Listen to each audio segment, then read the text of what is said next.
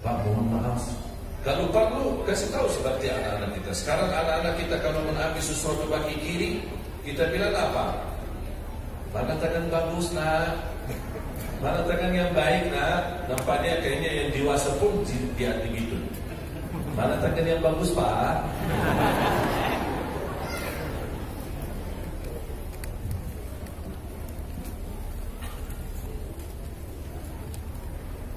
Saya tahu sebabnya kenapa banyak orang susah khatam.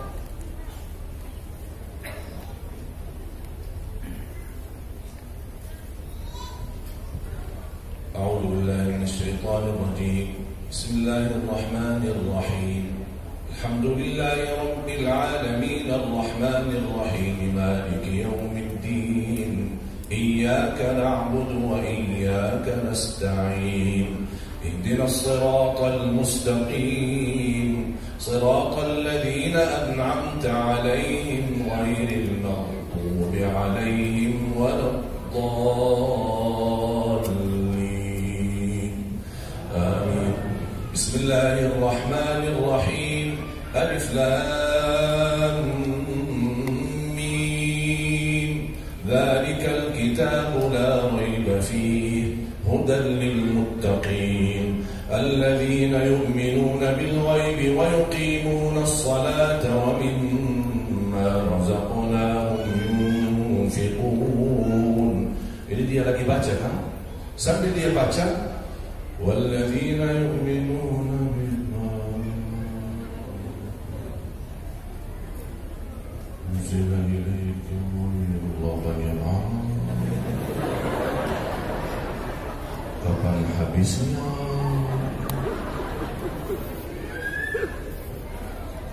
Shadaqallahul azim. Udah jadi lanjut sih. Kenapa suka lihat halaman belakang? Kenapa suka ingin tahu ujung surahnya itu di mana? Padahal baru mulai, mau tahu ujungnya kenapa?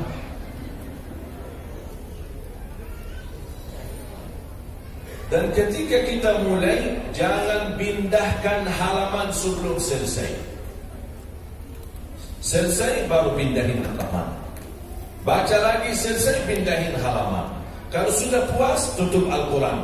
Tidak usah cari tahu mana dan di mana habisnya surah itu. Apalagi buka halaman terakhir Suratul Nas 600 sekian, kapan habisnya? Tidak jadi. Begitu kita mulai membaca, didatangi syaitan. Dan itu bisikan dari syaitan.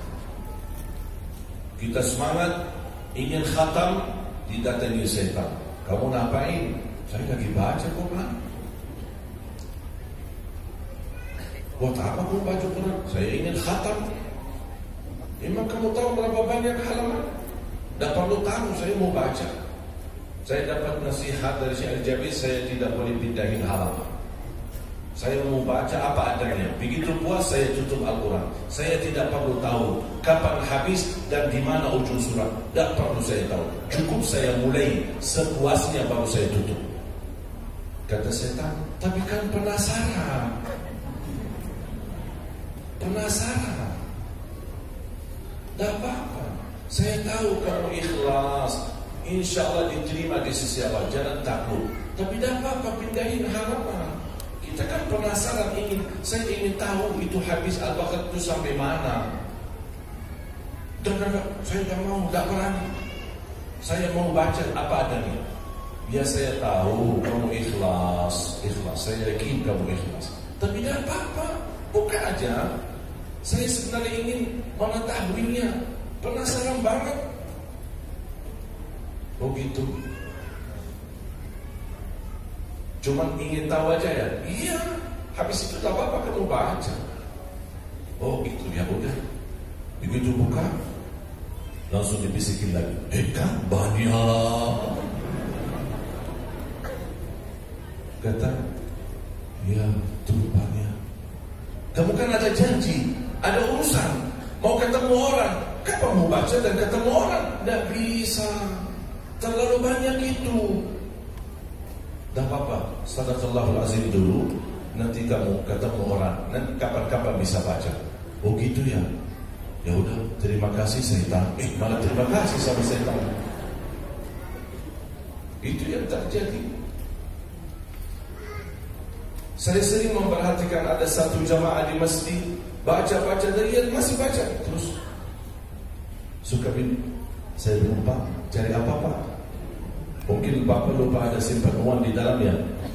Di antara halaman muda tak cuma ingin tahu mau habis ayat berapa.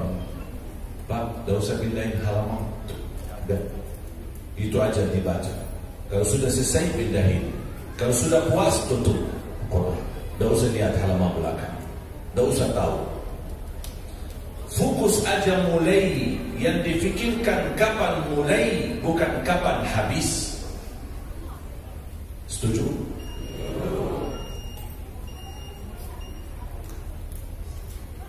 Pernah ada satu kejadian. Ternyata Pak Guru orang Indonesia minta. Saya pernah ada satu kejadian di hari ketiga bulan Ramadan. Saya masuk masjid, saya menemukan ada anak muda. Habis saya tahiyatul masjid, saya perhatikan anak muda. Pas lagi baca surat Tabarak Al-Mulk, saya pun kaget. Masya Allah, ini hari ketiga Ramadan, kamu sudah sampai surat Tabarak Al-Mulk. Sebentar lagi khatam dong. Masya Allah, saya kagumi kamu. Mudah-mudahan bisa istiqomah. Berarti kira-kira kamu setiap 3 hari khatam. Dia bingung. Kenapa kamu enggak jawab? Maaf, Syekh, kayaknya salah faham. Emang kamu kenapa? Saya mulai baca dari bawah. Indonesia sampai Al-Quran diakalin.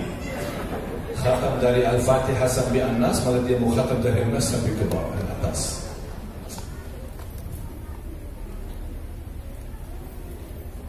Ini sebenarnya salah satu yang membuat saya betah di Indonesia. Semangat dia, tapi perlu diatur aja semangatnya. Gairahnya Islam di Indonesia itu luar biasa. Kecintaannya Islam di Indonesia itu luar biasa. Cintaannya Nabi Muhammad luar biasa. Ketika saya duduk bersama para da'i dan ulama di Madinah, semua bercerita positif terhadap Indonesia. Mungkin mohon maaf, ilmu kita ke agama tidak terlalu banyak. Mungkin banyak yang belum bisa baca Al-Quran, tapi saya yakin semuanya yang hadir meyakinkan dan memastikan mencintai Allah dan Rasulnya. Saya yakin itu salah satu sebab saya betah di Indonesia. Karena cintaan orang Indonesia kepada Allah dan Rasulnya cukup tinggi. Dia berani ketika Al-Quran disuntuh, Al-Quran yang dihina, Islam yang dihina, bisa umat Islam itu bangkit di seluruh Indonesia. Dan ini nikmat besar. Walaupun mohon maaf, mungkin amalan kita tidak seberapa banyak, mungkin kesalehan kita tidak terlalu tinggi, tapi gairah kita untuk Islam dan Al-Quran cukup tinggi. Itu yang saya percaya. Dan terbukti dalam perjalanan dakwah kami selama di Indonesia, luar biasa. Tak pernah kami datangi di satu tempat, pasti memperhatikan dukungan dari jamaah yang sangat luar biasa. Wakaf tanah, wakaf rumah, sambil wanita menyerahkan emasnya, mendukung program Al-Quran, membuka pintu rumahnya, menjadikan wakaf tanahnya untuk rumah tahfiz. Luar biasa. Mohon maaf, kalau bukan begitu dukungan yang sangat luar biasa dari masyarakat, semua program yang kami bina selama saya berada di Indonesia, tidak ada dana pun sedikit dari Arab. Semuanya murni dari masyarakat, dari Indonesia untuk Indonesia. Makanya ketika kami musyawarah dengan tim kami ingin setiap daerah yang kami kunjungi ada di situ yang kita bangun markas menjadi pusatnya penghafal Al-Quran, yang insya Allah melahirkan bacaan sesuai bacaan Nabi Muhammad SAW.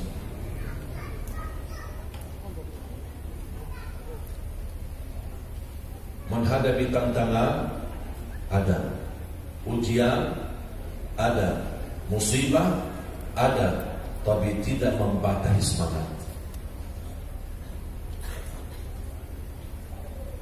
Dan ketika saya dapat musibah,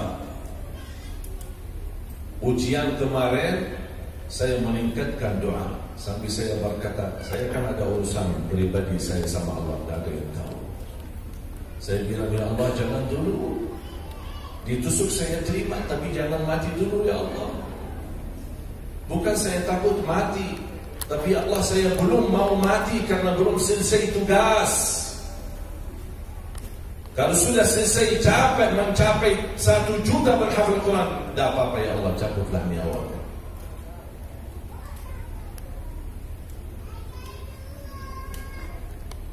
Bahkan ketika saya ditusuk, saya alhamdulillah masih diberikan kesempatan oleh Allah. Habis saya dirawat di rumah sakit, langsung malam itu saya isi 2 acara tabligh akbar.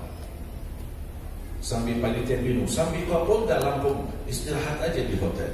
Saya jawab, istirahat di surga, bukan di hotel. Kalau dunia ini bukan tempat istirahat. Laqad khalaqnal insana fi kabad.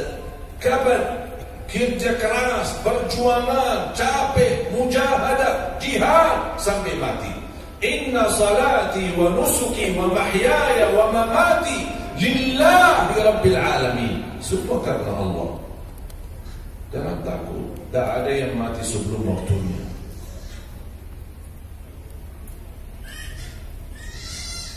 Sampai ada banyak. Salah satu hikmah dari musibah yang saya dapat, luar biasa perhatian dari ulama seluruh Indonesia. Berbagai macam pandangan, perbedaan dalam cara berdakwah. Ulama dari NU, ulama dari Muhammadiyah, ulama dari Jamaah Tabligh, ulama dari Salafi, semua menelpon saya. Habaib, bahkan banyak para habaib yang datang ke rumah saya. Dan saya itu juga alhamdulillah sehat, bahkan beraktivitas. Dan kita terus melanjut karena perjuangan masih panjang. Makanya saya mohon Bapak Ibu, mohon titip doa. Saya titip doa. Kalau Bapak Ibu lagi doa, lagi salat, lagi tahajud, saya mohon dengan rasa cinta saya kepada Bapak Ibu, tolong doakan.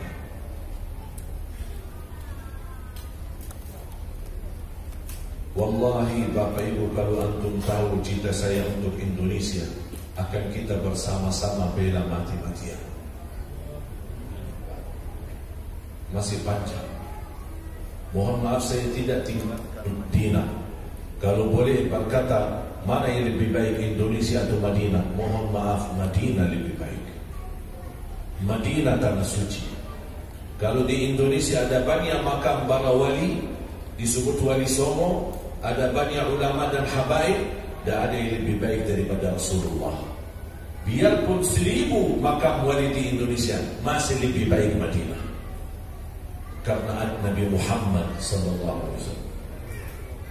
Saya sebelum berangkat, saya mampir ke Masjid Nabawi, salat tahiyatul masjid di Raudah, dan saya salam kepada Rasul, saya minta izin, ya Rasulullah, saya mau ke Indonesia. Walaupun hati saya selalu merindukan Madinah, bahkan saya ingin wafat di kota Madinah, karena jaminan orang yang mati di kota Madinah dijamin dapat syafaat Nabi Muhammad. Tak ada hadis kalau mati di Batam dapat syafaat Nabi Muhammad. Tapi kadang-kadang ketika saya terus memperjuangkan di jalan Allah, ada bisikan di hati, tak apa-apa. Kalau Allah takdirkan saya mati di Indonesia, saya siap mati di Indonesia. Karena soal mati bukan soal tempat, tapi bagaimana mati. Kalau mati di Madinah tapi su'ul khatimah. Jadi intinya di mana mati tidak masalah. Kapan mati pun tidak masalah. Tapi yang harus kita fikirkan bagaimana caranya kita menghadapi kematian.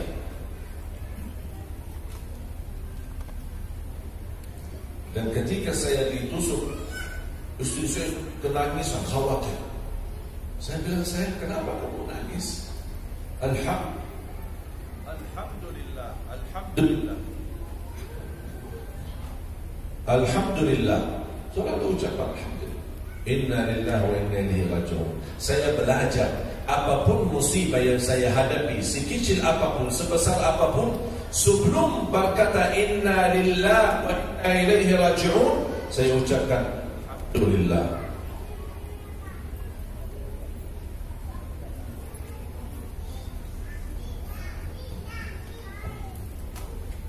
Saya belajar ucapkan alhamdulillah. Istri saya telefon, anak lagi panas demam, alhamdulillah. Inna lillahi wa inna ilaihi raji'un. Istri saya telefon, listrik mati, alhamdulillah. Inna lillahi wa inna ilaihi raji'un. Allahumma ajirni fi musibati wa akhlif li khairan minha. Keluar dari masjid 4 tahun lalu, saya keluar dari masjid, salat subuh, hilang mobil saya. Begitu ada penjaga, ada CCTV, beliau kasih tahu mobilnya dicuri orang. Begitu saya sudah memastikan mobil saya dicuri, alhamdulillah, inna lillahi wa inna ilaihi raji'un. Semuanya dari Allah. Tak ada yang dari manusia, semuanya ditakdirkan oleh Allah SWT. Sampai saya melihat di layar TV proses bagaimana mereka bongkar mobilnya, padahal penjaga ada tapi lagi tidur. Sampai berisik tapi subhanallah tidak bangun-bangun, nampaknya tidur khusyuk. Sampai mobilnya berhasil dibawa. Ketika sudah saya melihat, sampai saya ucapkan terus alhamdulillah, inna lillahi wa inna ilaihi raji'un. Alhamdulillah, inna lillahi wa inna ilaihi raji'un. Ini 4 tahun yang lalu. Silakan Bapak Ibu buka di YouTube. Di channel kami kan ada YouTube Syekh Ali Jabir, silakan buka. Ada di situ videonya. Kalau sudah buka YouTube jangan lupa subscribe.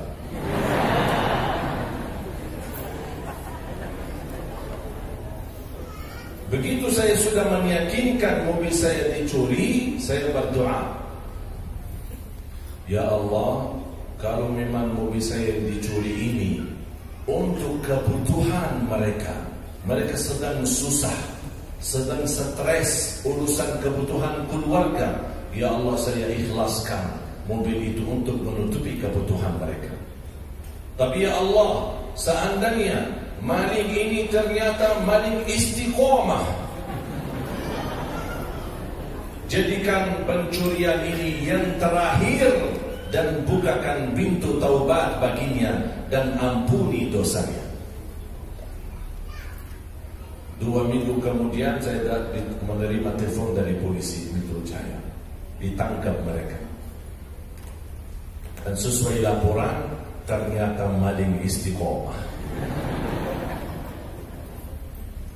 Saya didatangkan berhadapan dan tanya, mana mobilnya? Saya jual. Terus uangnya mana? Saya sedekahin. Kok kenapa kamu sedekahin? Begitu saya tahu ini mobilnya Syekh Ali Jabir, saya malu, tapi tidak berani kembali, makanya saya jual dan sedekahin ke masjid. Saya bilang subhanallah, maling tapi saleh.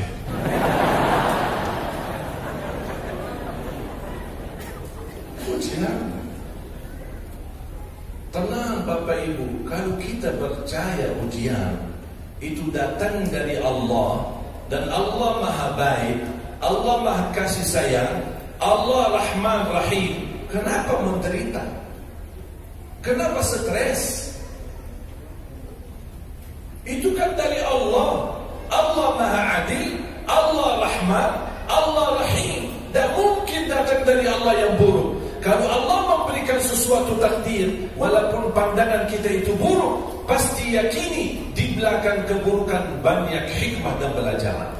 Di antaranya ampunan dosa, dinaikkan darajat, diberikan kemudahan, bahkan Allah ganti yang lebih baik. Sebelum ketemu, habis itu saya dapat polisi menemukan mobil saya 2 minggu lebih. Selama 2 minggu saya tidak pernah berhenti ucapkan Alhamdulillah, inna lillahi wa inna ilaihi raji'un, Allahumma khlufli, Allahumma ajirni fi musibati. Ya Allah, sempurnakan pahalaku di hadapan musibah ini dan ganti yang lebih baik. Ternyata Allah ganti 2 mobil. Yang hilang 1, ganti 2. Yang hilang Innova, tapi penggantinya Honda CR-V sama Honda BR-V. Subhanallah. Waktu itu saya berpikir, cuma kalau yang hilang istri saya. Astagfirullah, astagfirullah. Ini direkam ya? Nanti dihapus ya? Kalau istri saya dengar, Alhamdulillah. Saya akhiri 3 amalan. Mulai hari ini jangan lewat 1 hari tidak baca Quran. Minimal metode khatam sudah saya kasih. Tapi mohon maaf kalau tidak ada minat untuk khatam, minimal mulai harimu baca Quran, tutupi harimu baca Quran. Itu sudah minimal. Tidak ada lagi. Awali harimu baca Quran berapa? Terserah. Saya tidak mau tentukan. Mau baca 1 ayat, mau baca 5 ayat, mau baca 1 halaman, mau terserah. Yang penting sebelum beraktivitas baca Quran. Belum bisa baca, dengar, simak. Dan akhiri harimu dengan baca Quran atau simak, dengar. Kalau boleh saya usulkan, akhiri harimu dengan baca surat Tabarak Al-Mulk. Seandainya malam ini meninggal dunia, sudah mendapatkan jaminan selamat dari siksa kubur. Faham? Yang kedua, jangan tinggalkan ayat kursi. Setiap habis salat sama waktu mau tidur, jangan tinggalkan. Apa pahalanya? Saya ingin semua hafal ayat kursi. Rasulullah sallallahu alaihi wasallam bersabda, "Man qara'a ayat al-kursi dubura kulli salatin laysa bainahu wa bainal jannati illa ayyamut." Barang siapa yang membaca ayat kursi setiap habis salat fardu, dijamin masuk surga dan tidak ada sesuatu yang mampu menghalanginya. Dan barang siapa yang membaca ayat kursi ketika mau tidur, kana lahu minallahi hafiz wa la yaqrabuhu syaitan, akan dijaga oleh Allah dan tidak didekati oleh syaitan.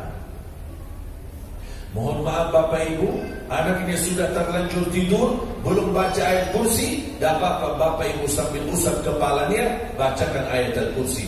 Dijaga oleh Allah dan tidak didekati oleh syaitan. Jelas? Yang terakhir, yang ketiga, maksimalkan sedekah subuh. Pernah enggak dengar ceramah saya sedekah subuh? Doakan, insya Allah kami ada rencana membangun 1 grup, insya Allah menyertai seluruh Indonesia. Grup ini namanya Gerakan Sedekah Subuh. Setiap hari selama 40 hari. Dan setiap hari saya akan kirimkan doa. Dan sekalian kita akan belajar hafal surat Tabarak Al-Mulk selama 40 hari. Setiap hari 1 ayat. Setiap hari 1 ayat. Tuntas 30 hari sudah selesai surat Al-Mulk. Sisanya 10 hari kita akan ulangi isi surat Al-Mulk berkali-kali sampai menguatkan hafalan. Setuju? Setiap hari kita gerakan subuh bersedekah disertakan doa. Kenapa saya kirim doa? Saya ingin Bapak Ibu belajar agar setiap sedekah subuh bisa berdoa. Karena di situ rahasia kedahsyatnya manfaat sedekah subuh yang disertakan doa. Makanya saya akan kirimkan doa setiap hari selama 40 hari. Nanti akan dikumpulkan sedekah subuh itu untuk membangun 1 juta penghafal Al-Quran. Dan tidak ada nilai bebas. 1.000, 2.000, 5.000, 1 juta, 100, terserah. Siap? Dan insyaAllah hafaz surat Al-Mulk. InsyaAllah bisa, semuanya bisa. Bukan hanya yang muda, sampai yang tua bisa. Masa 1 ayat 1 hari tidak bisa. InsyaAllah nanti akan bantu bagaimana cara bacaannya, bagaimana cara menghafal, sampai insyaAllah tuntas. Mohon doa. Mohon doakan agar tetap sehat walafiat dan terus melanjutkan perjuangan untuk 1 juta penghafal Al-Quran. Alhamdulillah saya berhasil merayu 7 adik kandung saya. Semuanya 12 timnas. 9 laki 3 perempuan. Yang masih di Madinah ada 5. Yang saya bawa ke Indonesia sudah 7.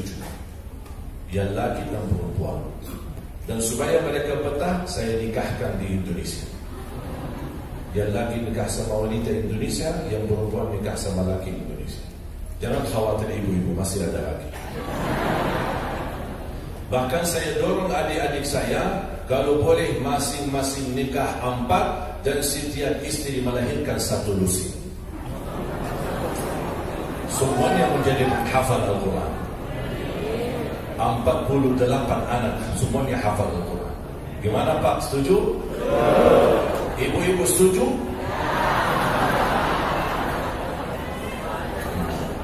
Ibu-ibu. Ibu, ini untuk Al-Quran, untuk Islam. Ya udah, terserah. Doakan, semoga insyaAllah. Saya ada 1 adik, Masya Allah dia ulama besar, baru diberikan kepercayaan oleh kerajaan mendapatkan kursi ulama di Masjid Nabawi. Usianya baru 32 tahun.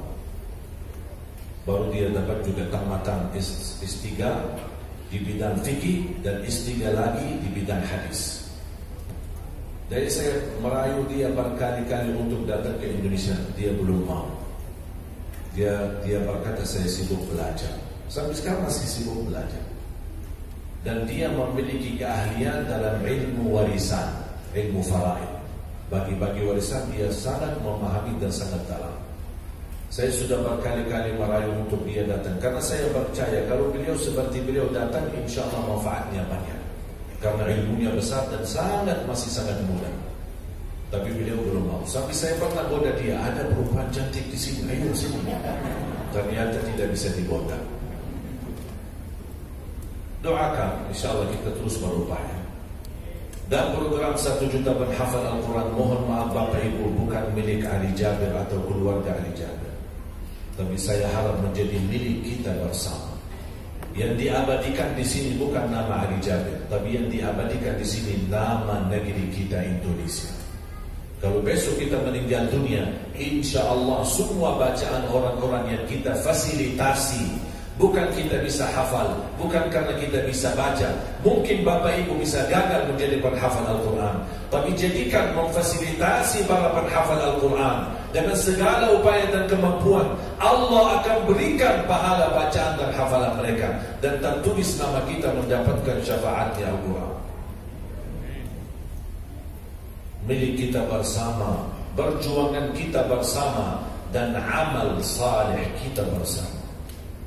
Saya yakin kalau kita bersatu dalam satu perjuangan, tidak ada orang yang mampu membatasi semangat kita.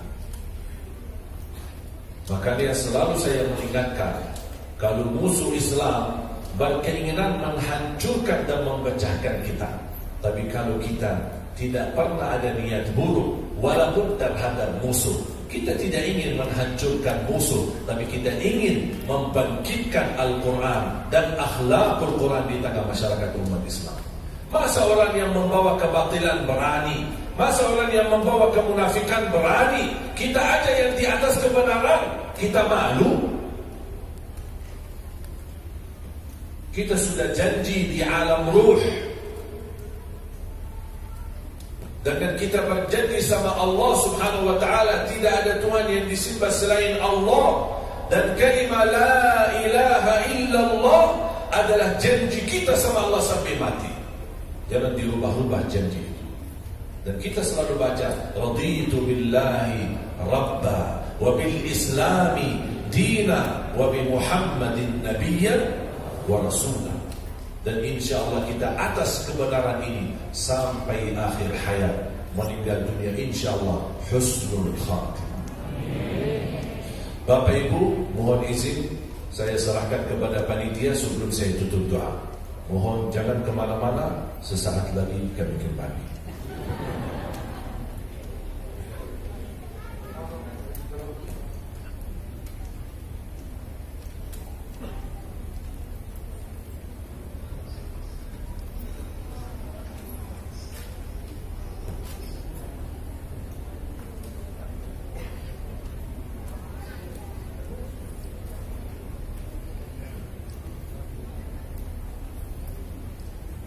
Baik para ayahanda dan para bunda yang dirahmati Allah, insyaallah seperti yang disampaikan oleh Syekh Ali Jabir tadi, saya yakin dan kita semua yakin bahwa program pembibitan 1 juta penghafal Al-Quran dan juga untuk program 100 markas mahir Quran ini bukan hanya cita-cita kita